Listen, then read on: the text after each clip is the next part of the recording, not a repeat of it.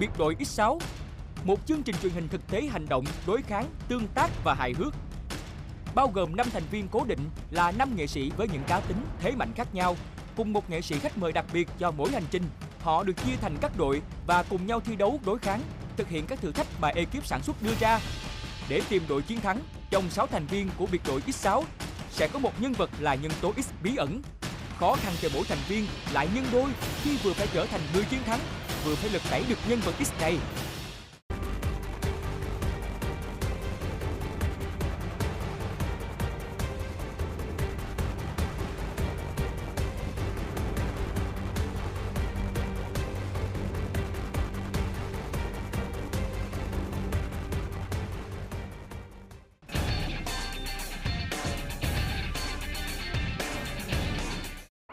Trong thời gian 5 phút, hai đội phải nhắm mắt ăn hai món ăn của nhà hàng. Hai đội phải di chuyển bằng phương tiện của chương trình quy định hoặc sử dụng số tiền mà chương trình cung cấp đi mua các nguyên liệu để nấu món ăn này. Mỗi đội được cấp 200.000 đồng. Tổng thời gian của nhiệm vụ mua và nấu là 1 tiếng 30 phút. Đội nấu đúng món ăn được nhà hàng xác nhận 5 điểm. Đội hoàn thành đúng 2 món ăn xong trước 5 điểm. Đội được xác nhận nấu ngon hơn 5 điểm. Hiểu chưa, hiểu chưa? Bây giờ mình đi qua đây bàn, đi. Em là nấu ăn là thua. Hai người nấu ăn có ngon hay không? Hơi quá. Tôi biết nấu. Phân tích về tương quan lực lượng đi. Anh nghĩ bạn mày không biết nấu. Anh nghĩ là không biết nấu. Không biết gì đâu. Theo anh biết là chị Cát Tường có biết nấu không? Biết chứ. Cái Tường nuôi con một mình, biết nấu ăn thì không biết chưa ăn. Về cái tiêu chí nấu ăn ngon, mình không đảm bảo được việc đó. Mình phải đảm bảo việc nấu ăn nhanh. Một người đi chợ thôi. Một người đi chợ thôi. Một người đi chợ. Hai người. Sao cứ đi hai người để làm gì? Để mua cho lẻ. Hai vé cho lẻ. Một người nữ với một bạn nam đi chợ, một bạn nữ ở nhà sửa soạn tất cả những vật dụng. Một hồi ăn xong thì mình biết được có cái gì, em ở nhà phải xin xỏ những cái món đó trước để chị với này đi chợ. Chị trả giá này lắm. Chị trả giá rồi chị xin thêm.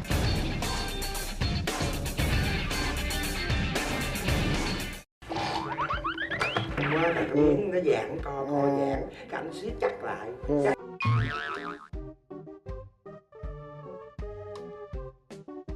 Ai ăn? Ăn đâu? Có chưa? Anh hả? Ráng tập trung phân tích ra nhanh.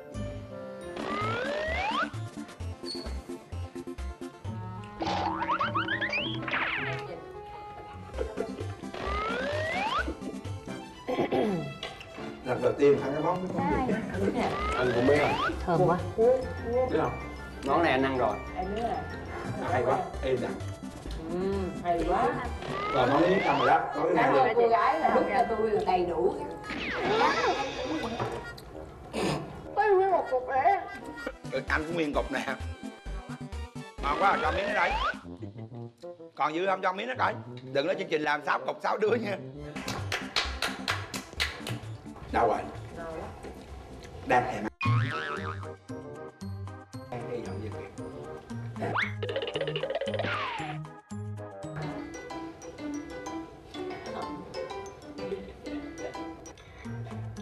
Ai biết, đúng không anh Dung? Anh chịu được ăn anh. Ủa gì hả? Mà bên trong làm ăn gì thôi?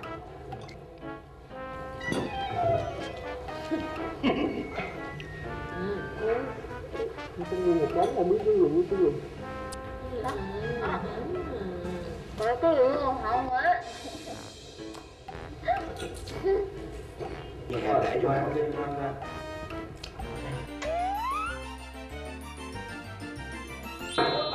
Bắt đầu rồi kìa. Bây giờ mình nói từng món một. Món nào tôi biết nữa. Món một chị một tôm lăn bột, sốt cà. Sốt cái đó không phải sốt cà mà nó sốt nước sốt chua. Không có thịt, không hề có thịt. Tôm hoặc là cá thôi, chứ không hề có thịt. Con tôm đó hình như nó có là hấp rồi bỏ xong lăn cái bột ở bên ngoài. Xong làm nước sốt. Nước chiên lên. Cái bột đó là bột gì? Bột nổi hả? Em biết bột gì ra chợ mua chứ. Chắc không hay là phải mua. Em xin lỗi hai người. Lấy số điện thoại của chị em hỏi, nếu mà có bột em báo là chị biết, em lấy số điện thoại. Món thứ nhất là tôm lăn bột sốt kem mà anh có.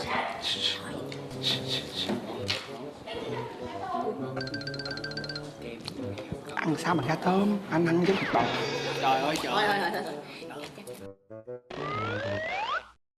Nè, anh không biết nó là cái gì. Hồi nãy á, mình ăn đứng vào bàn bàn, anh thấy có một cô ở trong này bưng lên đây một cái món, trong đó có bơ nằm trắng ở trên đó, và chương trình kêu chỉ cổ bưng xuống làm mấy cái món đó chút xíu mình sẽ ăn. Mà trên đó là nguyên một, bên đó là trên đó là nguyên một cái gì mà giống như là mình đã quảng cáo trên tivi á, xịt nè. Đó. Rồi hồi nãy không phải trái thơm, đựng trong cái trái gì đó. Đúng. Cái món thứ hai là một cái bánh tráng mỏng ở ngoài, quấn ở trong. Không có bánh Bánh tráng. xèo. Ở ngoài nó là cái rau, ở trong nó gì? là cái nhân, rau diếp cá là cái rau gì em không biết tên. Làm sao nó có cái giòn giòn, sao nó có cái Đó, giòn đó. giòn. Cái bánh xèo, Chị biết giống như bánh xèo. biết cái gì? Nó là nấm kim châm và con hến. Thì anh đâu có trúng miếng nấm nào hết rồi. Nấm kim châm tin em nấm kim châm mà. Nấm màu trắng à? Nấm kim châm Dài dài, cắn dài và dài. con hến. Có con hến nữa hả? Con hến Nấm nấm mèo ghi Ghi lại. nhanh lên. chị Nấm mèo, tìm nấm mèo, hến hến hoặc là nghêu. Ghi đi nhanh. Chả giò, thì nói bánh chả giò, ra mua bánh tráng thì mình đưa ra mua cho bánh tráng chả giò thì người ta đưa thôi. Tại vì anh cho cái món đó là có lá thơm, nấm Phải nói vậy. Thì để cho nó kết dính lại với nhau á thì phải có thịt giò để cho nó cuốn lại chắc. Đi theo em đi. Giờ băng qua đường nha, đi thẳng quẹo trái là cái chợ, đi bộ thôi cũng được, nhanh lắm. Đi. Chúng cứ ở đây điều tra đi, có cái gì thì gọi điện. Chợ Bến Thành.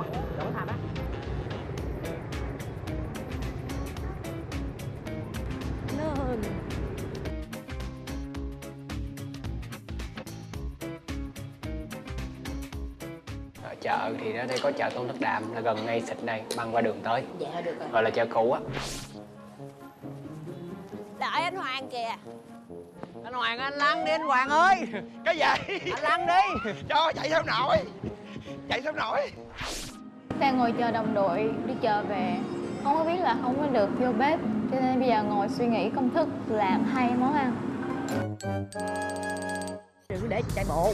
Mình đi xe đạp mà mình phải len vô cái chợ chỗ nào mà bán đồ ăn á. Tại vì cái chợ Bến Thành nó tứ bề lắm, không biết cổng nào bán đồ ăn. Chị gái, cho em hỏi tôm nhiêu lạng nha chị? Cho em hẳn 10 con này nè, được nhiều quá bự quá. Không, lấy tôm này mới cuộn lại được. Chị, em chỉ cần lấy 5 con thôi. Ủa? Con đó bự quá hả? Ăn sao hết? Anh yên tâm đi, nấu một cái là nó tép em lên là là số vậy 1, nè. em muốn làm gì em làm. Không, con này được rồi, lấy Mẹ mềm giàu mà. Nhiêu tiền? Trời ơi, nhiều quá. Trời ơi! Nhỏ 5 con nhỏ kia đi. Giờ cho 100.000 ha. Má ơi, cho 5 con nhỏ đi, hết tiền mua đồ. Để lấy con nhỏ đi rồi. Tụi con có 200.000 mà làm 8 món lần á. Má giúp đỡ tụi con đi. Dạ, 5 con thôi. Tính 30 đi. Một hồi con dư tiền con quay lại con đưa cho, con hứa. Con không có giữ tiền trong người đâu. Thấy đó, đồ ăn không? Bông bỏ trái cây đồ ăn. Trong kia hả? Bây giờ xe đạp vô luôn. Ở đây có bãi đậu xe Honda kìa. Vô. Rác. Vô đây nè. Có còn rau diếp cá nào không vậy? Có rồi. Chết rồi, chết rồi. Chị ai gì tên gì mà? Chị biết chỗ nào bán nghêu với hến không vậy?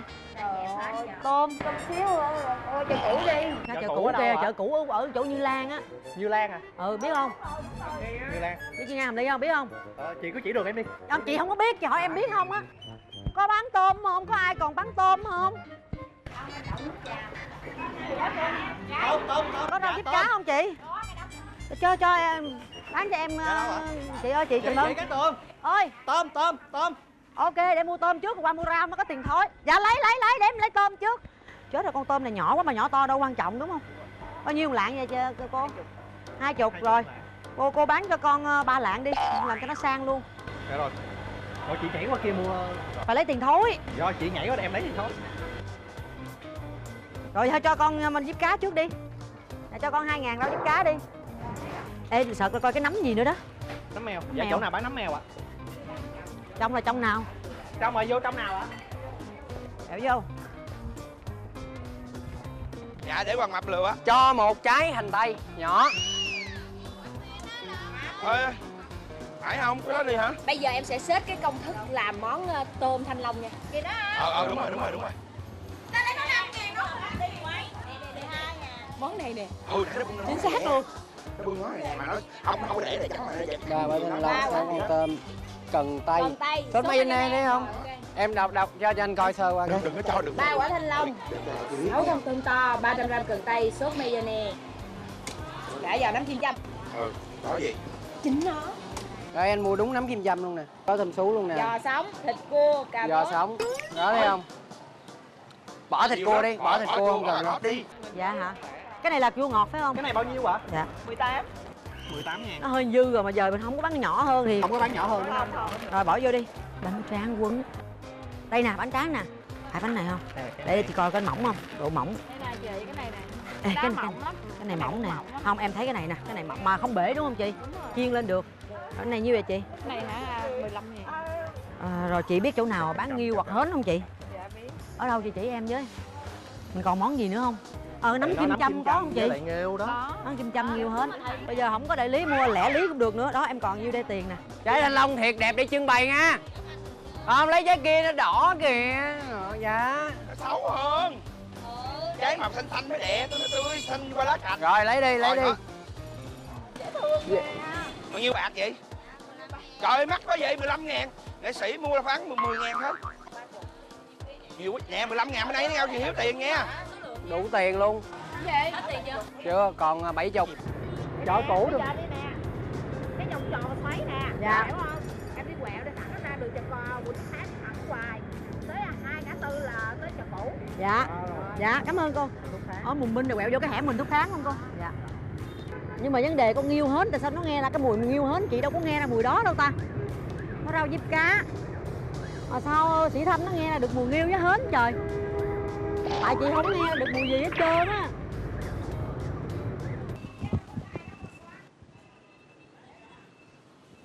Mở cửa em anh. Chị nấu bếp ở đâu chị? Ủa sao ngồi đây luôn vậy? Tí nữa nói người Sĩ Thành.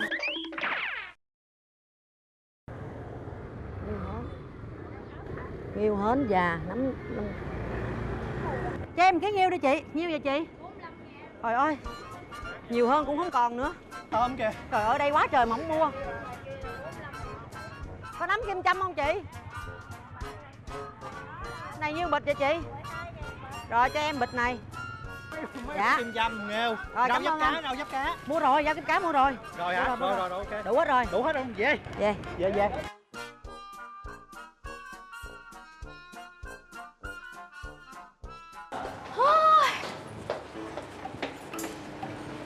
Lên quá.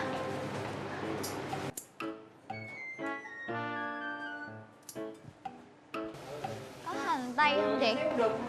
Hành tây.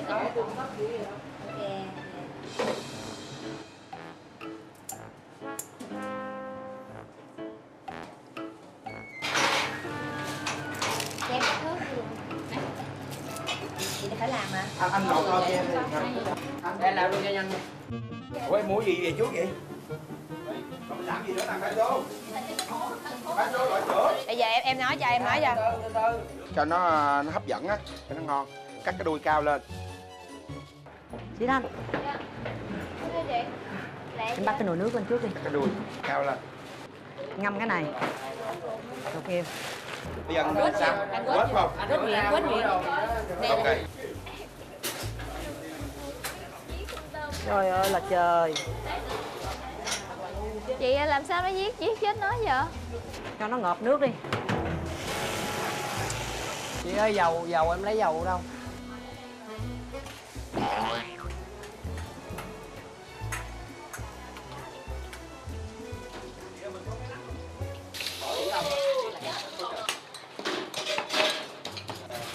Ê ba Tô, này mình đâm tươi thôi đâu có để vô phải không ba Tô? Để anh đâm cho. Chưa anh đâm cho. Rồi, đặt ra đi. Đây cái Chưa, rồi cái này của mình phải không? Đúng không? Bỏ bớt ra đi giờ thôi.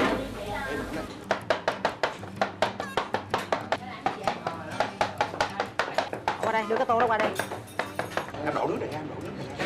Em đổ nước ra. Em, chị Thanh, trộn đi vô, chị trộn lại đây ha. Cái gì làm cái gì lấy bánh tráng vô quấn. Rồi để tí nữa để cho sau đi để con. Đúng rồi bà nhỏ. Đi vô thôi. Nếu là chiên phải kỹ lưỡng nha. Sao nó bể hết vậy? Chị ơi, sao chị bỏ dầu nhiều đầy vô, nó không bị ấy. Cái này mỏng nè. Không, em thấy cái này nè, cái này mà không bể đúng không chị? Chiên lên được. Bể hết chị ta. Rồi giờ em hỗ trợ được gì? Làm luôn. Còn quấn cái nông bị ướt quá, cái nấm nó lại phải dắt khô. Em hiểu không? Cái nấm á em không có dắt khô nó bị ướt nó bể cái bánh tráng. Hiểu ý chị nói không? Nấm em phải dắt khô chứ nấm mà để ướt nhẹp vậy đâu được.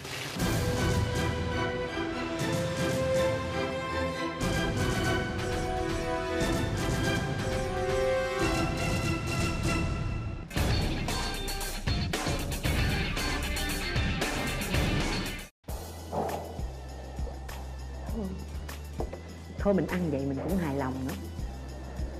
Giống cái mùi hồi nãy rồi đó. Giống không? Chị tái tạo lại giống cái mùi hồi nãy rồi. Nhưng mà cái này chị nghi lắm. Nhưng mà này là nghe lời sĩ Thanh nè. Chị nghi lắm. Chị nghi nguyên liệu ở trong không phải là nghi thì là. Nãy giờ mình có để ý đội bạn là cái gì không? Mình dồn rối luôn. Mình lo mình làm việc không mà. Gì đâu.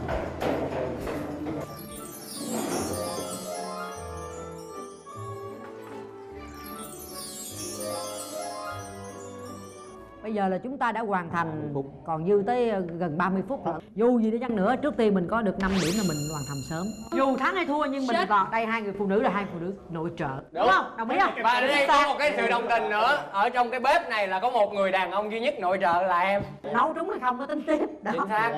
Xin mời chị giám khảo. Dạ, xin mời chị.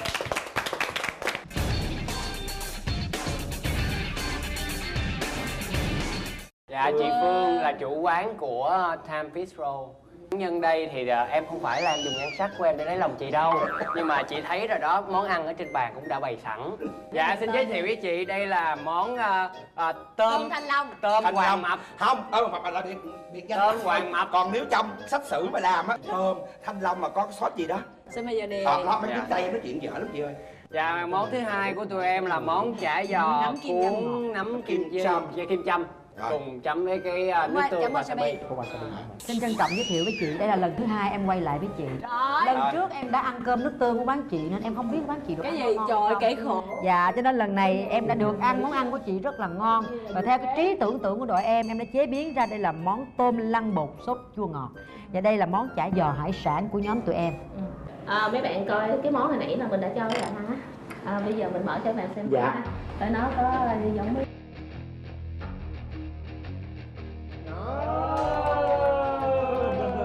Nói chung cái trái thanh long là vì người ta nhìn thấy chứ không làm sao mà nó biết cái trái thanh long. Phải, vấn đề là em nếm thấy mà. Em nếm thấy Thanh Long chị ơi. Có một điều nữa là lần trước khi mà em đã tới đây em đã được ăn món này. Đúng món này luôn.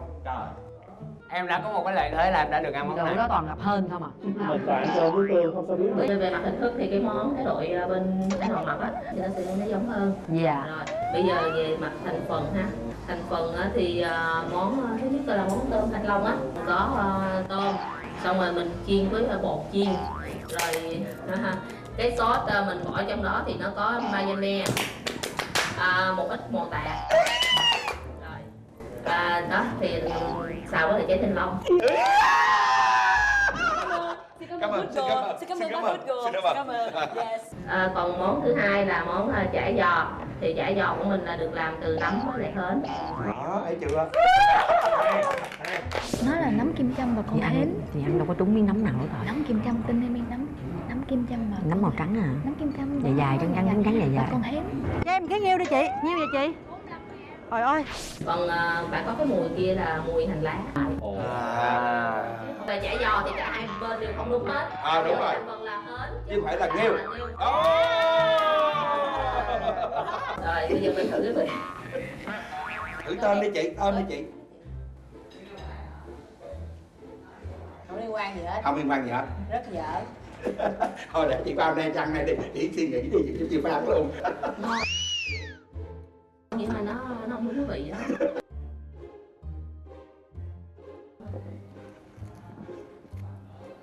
Nhìn thấy cái không có một cái ý thức gì cắt cái chả giò nhỏ ra cho chủ quán, tức là không có tôn trọng thực khách. Em nhìn này, Người ta dễ ăn là được rồi. Cái vị nấu thì ngon. Mà giống không chị? Chấm nó cũng không đúng luôn. Cái này á là phải chấm nước mắm chua ngọt, chả giò hơi mặn xíu. Chả giò hơi mặn kìa, chả giò hơi mặn. Con này nha. Dạ. Em nấu đó chị. Đừng quá, em muốn nổ tim ra ngoài. Cái độ giống á thì cái này nó giống hơn. Đó, Cái này đi, cái này nhiều thịt hơn. cái nào cũng được, bự quá người ta né.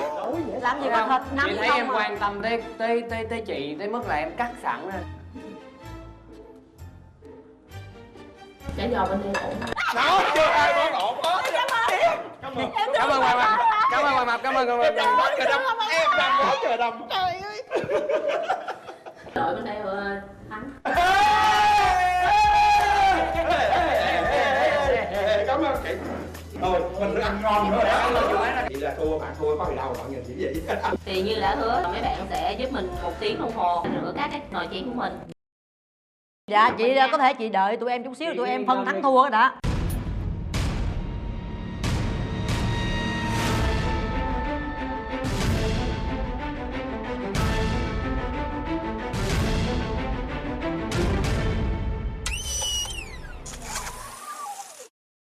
Tại sao em biết trong đó có hến? Các bạn có thể biết trong chả giò có hến là quá ghê. Tôi nghi ngờ bạn phát hiện ra con hến là bạn Sĩ Thanh.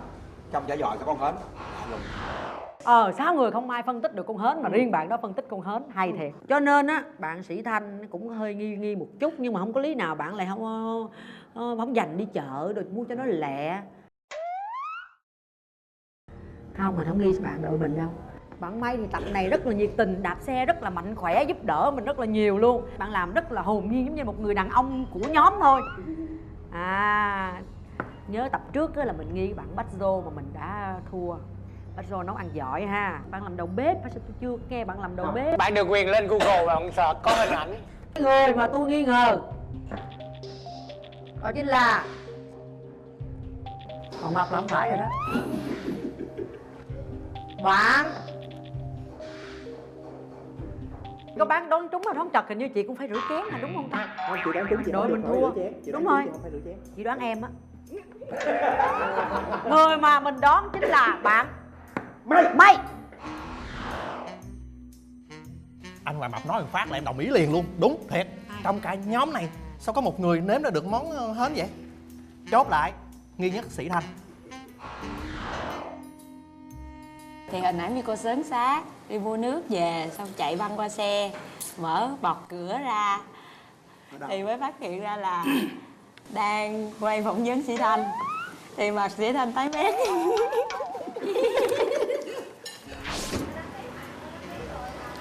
Gì vậy? Người đâu ở đâu mà xích vô vậy? Em xin lỗi anh. Em cuối cùng em nghi Sĩ Thanh. Em thì em nghi Sĩ Thanh. Nữa gì vậy? Tại vì bác Rô sống ở khu quận nhất này và làm việc ở đây cũng rất là nhiều. Thì cái chợ Tôn Thất Đạm là cái chợ mà bác Rô thường xuyên đi chợ. Hầu như các cô các chú ở chợ đó bác Rô biết hết. Và chỗ nào mua cái gì cũng biết hết. Và khi mà mình đi về á, nhanh hơn mình. cũng như Lan Trinh nói, thì mình mới phát hiện ra ủa sao không đi, sao lại không đi chợ. Và cũng kiểu khi mà nhào vô bếp là cái người là kiểu lăng xăng nhất và liên tục cái gì cũng có thể làm được. Và thậm chí bước vào bếp bác Rô là người lúng túng, bởi vì dù có là làm đầu bếp rồi cũng không biết được những cái vật dụng nó nằm ở đâu. Thì Sĩ Thanh những cái việc đó theo bác Rô quan sát là thấy là rất là nhanh nhạy về cái việc đó. Mình có ý kiến chút xíu. Nãy hai bạn này chưa về hành đâu bận vậy, tôi mới thấy bạn bận hành quá trời rồi. Chọn em đâu rồi? Ủa em mua gì về trước vậy?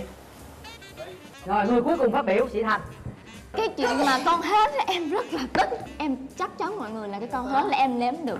Còn nếu mà em nghi thì em nghi ngờ bây giờ Cái gì bá giờ? Bá dơ kìa, sửa tên rồi kìa bá dơ. bây giờ nói chung là tên không mình bây giờ đi. Phát âm không được, phải tập phát âm cho đúng, bởi vì đây là kênh phát quốc gia. Bách Rô. Bá dơ. Bách giờ Bách giờ. Bây giờ ghi đi.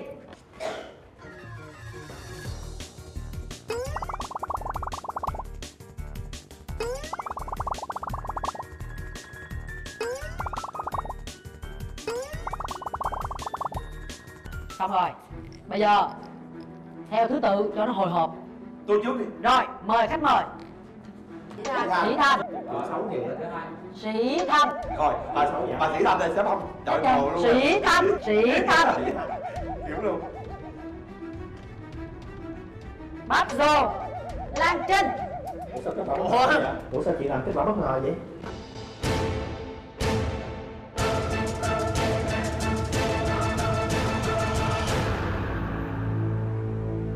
Và bây giờ là đáp án của chương trình. Đáp án Mai đúng Mai này. Rồi đúng rồi. Điệp viên.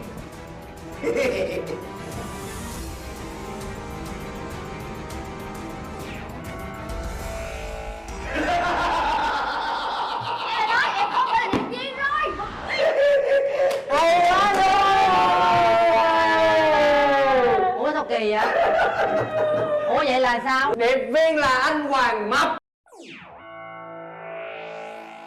Thì trước có chương trình tôi ở quán cà phê, cái bạn đó ra nói tôi hết là chương trình chơi vậy và dòng thứ nhất là có một cái 10 chữ ở đây, một cái nhà hàng tên như vậy, số 44 Nguyễn Huệ. Rồi tôi biết đầy đủ đồ hết mà tôi quan mang quá cái Thanh Long, mà nếu mà tôi nói là ê có Thanh Long là các bạn nghi ngờ tôi liền.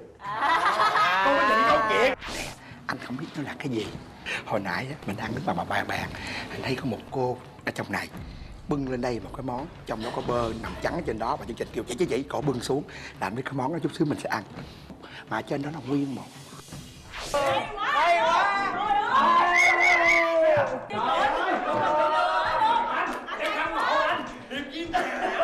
Bây giờ Được rồi. Đó là chuyện Cát Tường thua 5 vòng liên tiếp. có 4 mà.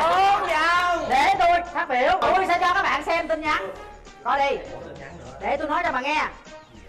Cái chương trình này ghê gớm lắm. Tôi được thông báo tôi là điệp viên. Chị thông báo với chị biết là số này chị sẽ làm điệp viên.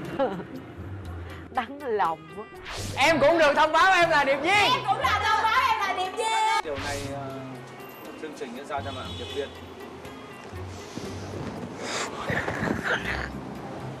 Tại sao lại là tôi? Bạn sẽ là điệp viên của ngày hôm nay. Cảm giác bạn thế nào? Chắc cũng đoán được rồi. Tí nữa xuất hiện thì phải làm cái vẻ mặt thật là tỉnh. Lần này điệp viên Miko sẽ thắng. Cái anh đẹp trai gì đó cũng nói với em hôm nay em sẽ là điệp viên. Hả? Không, trong cái Tập này bạn sẽ trở thành một điệp viên. Gì vậy? Người đâu ở đâu mà xích vô vậy? Em xin lỗi anh. Nó mới lòi ra một chuyện nữa để những vòng sau mình rút kinh nghiệm. Tôi ngạc nhiên, tôi sao kỳ vậy? Mình làm điệp viên tại sao từ đầu đến cuối nó không có nhắn tin báo tin cho mình biết cái gì hết. Mình mới nhắn tin lại điệp viên mà không có thông tin gì. Không trả lời mình luôn. Bạn tự hiểu là bạn qua điệp viên rồi. Anh biết hết tất cả những cái món đồ này, ghi hết bao nhiêu món đồ, có cái gì hết, ăn uống sao, món đồ nấu sao. Trời ơi, diễn viên Hoàng Hảo. Không, bây giờ em rửa chén mãn nguyện bữa nay. Và thay mặt cho chương trình, xin tặng cái huy hiệu chiến thắng này cho anh Hoàng Mập. Được nhận cái này có nghĩa là anh được quyền quay trở lại tham gia với biệt đội X6 bất kỳ lúc nào anh muốn. Anh còn một nhiệm vụ nữa, đó là bình chọn trong 5 bạn này bạn nào anh thấy giỏi nhất để làm đội trưởng cho vòng tiếp theo. Nhưng riêng giữa tôi và anh vẫn luôn luôn thua tôi. Cái này là đội tôi thua đội anh, chứ không phải cá nhân tôi thua cá nhân. Thua rồi, đi về. Thua là đội trưởng cũng thua. Rồi xin mời anh bình bầu. Nếu mà để bàn bình bầu người đội trưởng thì hai em rất là giỏi. Chúc mừng em, đội trưởng. Thì sao? Rồi chị giao cái còi cho em. Bây giờ ba chị em mình, chị vẫn còn là đội trưởng, chị phân công. Tôi Phân công. Miko Lan Trinh phân công. Vậy cái dễ dàng. Mặc áo mưa, đeo bảng đội thua cuộc đi. Quá dễ dàng. Rồi. Chỉ càng thêm Anh May. Anh May dụng về anh rửa hết. Chén của hai đội đã làm ở Uniben. Và Sĩ Thanh, bạn phải phục vụ tất cả những vị khách mà đến cái quán Time Bistro ngày hôm nay trong vòng 1 tiếng đồng hồ. Dân Xuân Bạch Sương tạm biệt. Bye bye.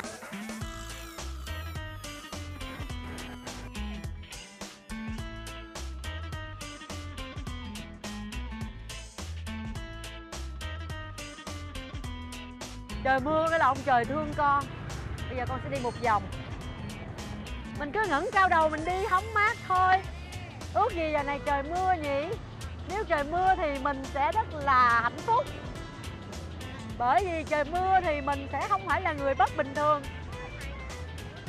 Đâu có gì ngạc nhiên đâu. Vui quá, không phải rửa chén, không phải phục vụ mà được đi dạo. Từ hồi phố đi bộ Nguyễn Huệ này mở ra thì hôm nay là lần đầu tiên Cát Tường được đi bộ trên phố đi bộ. Trời thì rất lạnh nên mặc áo mưa cho nó ấm, rất là dễ thương.